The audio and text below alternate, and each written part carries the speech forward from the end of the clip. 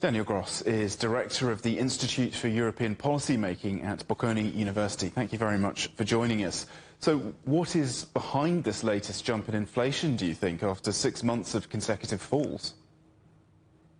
It is most probably just a statistical effect, because last year the energy prices have made big jumps up and down, and that is now reflected 1 year later in the annual increase of energy prices, which has become less negative than before.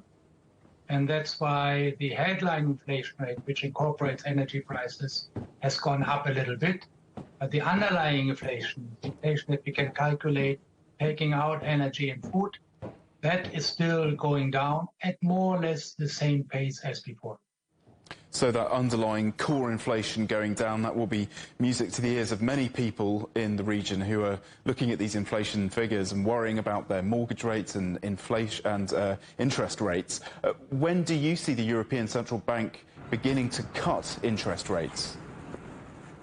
I think it will be at best towards the end of this year, 2024. Because the ECB has to look not only at underlying inflation, but also at headline inflation. Who knows where that will stand in 6 or 9 months, because we don't know where oil prices will be going. And that's, I would be very cautious to predict rate cuts. After all, the ECB was wrong in being too late, and they recognize that now. I don't think they want to make that same mistake a second time. And if we could zoom into Germany for a moment, inflation there accelerated to its fastest rate for 3 months in December. What's at the core of Germany's economic troubles? In this case, Germany is behaving much like the Eurozone. In the case of Germany, the underlying or core inflation rate has also continued to come down. It's again a question of volatile energy prices that distort the headline index. But I think in Germany, we see in this particular case just the average of the euro area. And so what is your outlook for the Eurozone this year? I think it will be, again, another period of very slow growth, because Europe is just not a very dynamic area.